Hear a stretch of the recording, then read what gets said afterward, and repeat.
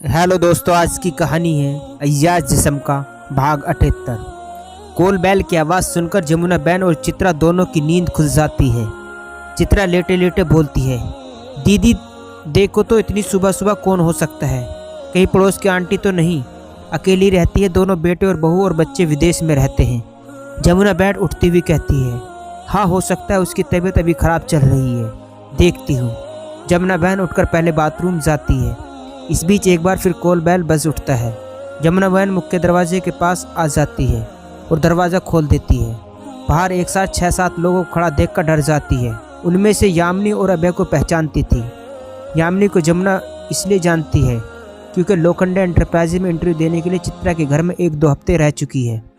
बाहर में रंजीत, अभय, वनिता, अजीत, यामिनी, संध्या और विनय अपने बैग और सामान, पानी बोतल आदि लिए हुए खड़े रहते हैं। जमुना बहन, अरे यामिनी कैसे अचानक, और ये सब कौन है? सभी लोग अंदर आने लगते हैं। यामिनी कहती है, अबे को तुम जानती हो, बाकी ये सब दीदी के रिश्तेदार हैं। यामिनी पूछते, दीदी कैसी हैं? दीदी अभी सो रही होगी, उसे आराम करने दो। जमुना कहते, नहीं दीदी जाग चुकी हैं, लेटी आई है, अंदर हॉल में बैठी है, मैं दीदी को खबर देकर आती हूँ। रंजीत का दिल धड़क रहा था। उसके चेहरे में उदासी और अजीब सा भय दिख रहा था। एक अय्यास और निडर व्यक्ति की हालत आज कैसी हो गई थी, एक डरपोक व्यक्ति जैसा। शायद इसलिए कि ज़िंदगी में पहली बार ईमानदारी और इंसानियत के रास्ते पर चल रहा था। पिता की मृत्यु के तीसरे दिन पंडित जी रंजीत को अस्थि विसर्जन इलाहाबाद के त्रिवेणी संगम में करने का सुझाव देते हैं। रंजीत तुरंत प्लान बना लेता और अपने भाई अजीत और बहन वनिता के साथ साथ अभय, यामिनी, संध्या और संध्या के पति विनय को भी चलने के लिए एग्री करवा लेता है। संध्या को सभी का फ्लाइट का टिकट बुक कराने को कह देता है। दूसरे दिन सभी मुंबई से प्रयागराज फ्लाइट से आ जाते हैं और कैब बुक करके त्रिवेणी संगम आ जाते हैं। गंगा, यमुना और सरस्वती नदियों का संगम। यहाँ प्रतिदिन सैकड़ों लोग इसी काम से आते हैं और बाकी पर्यटक लोग तो आते ही रहते हैं संगम में स्नान करने के लिए। संगम में पांडवों की कमी नहीं थी। रंजीत एक पंडित से बात कर लेता है। पंडित जी संगम किनारे मंत्रोच्चारण और विधि विधान से पूजा करते रंजीत को संगम में उतार कर उसके पिता की अस्थियों को जो कलश में रखे हुए थे विसर्जन करवा देते हैं। अस्थि विसर्जन के बाद रंजीत, अजीत, अभय, वनिता, यामिनी, संध्या और विनय के पास आकर खूब रोता है। वे सभी संगम में नहाने के बाद किनारे में बैठे रहते हैं। अजीत और वनिता पहले से रो रहे थे। 1 घंटे बाद सभी कैब से प्रयागराज के अच्छे से होटल में 3 रूम बुक करवा लेते हैं। देहरादून जाने के लिए रात 11 बजे की फ्लाइट थी। दिन भर प्रयागराज में दर्शनीय स्थल देखने के बाद रात को 8 बजे तक खाना खाकर होटल में आ जाते हैं। सुबह 9 बजे सभी तैयार होकर होटल छोड़ देते हैं और एयरपोर्ट आ जाते हैं। एयरपोर्ट में पहुंचने के बाद रंजीत वहां बताता है कि वे सभी देहरादून चित्रा से मिलने जा रहे हैं। यह सुनकर संध्या को छोड़कर सभी आश्चर्यचकित हो जाते हैं। अभय, वनिता और यामिनी की खुशी का ठिकाना नहीं रहता।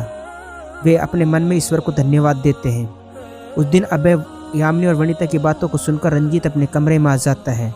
वह अपने माँ का पत्र जो हाथ में पकड़े हुए था खोलकर पढ़ता है। जैसे जैसे पढ़ता जा रहा था उसकी आंखों से आंसू बहते जा रहे थे। दूसरे दिन रंजीत संध्या से अभय का और चित्रा के संबंध में हुई बातचीत के बारे में पूछता है। संध्या यामिनी और उनके पिता के बीच ही बातचीत को कंफर्म कर देते हैं। रंजीत यामिना द्वारा उसके व्हाट्सएप पे भेजे गए पिता की रिकॉर्डिंग भी सुन लेता है और अंत में यही निर्णय लेता है कि वह सबसे पहले अभय और वनिता की शादी पहले मंदिर में करने के बाद दोनों का कोर्ट मैरिज करवा देगा और अभी चित्रा से मिलकर माफ़ी मांगकर सना लेगा।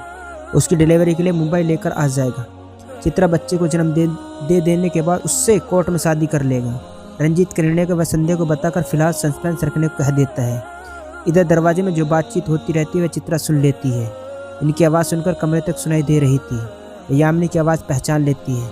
चित्रा सोचती शायद स्वाति और यामिनी अभय के साथ देखने आई होंगी। जमुना बहन कमरे में जाकर चित्रा से बताती है, दीदी यामिनी, अभय के अलावा 4-5 लोग आए हुए हैं। चित्रा जामुनी की बात सुनकर कंफ्यूज हो जाती है। पूछते हैं, और कौन? स्वाति? जामुना कहते, नहीं स्वाति नहीं आई है।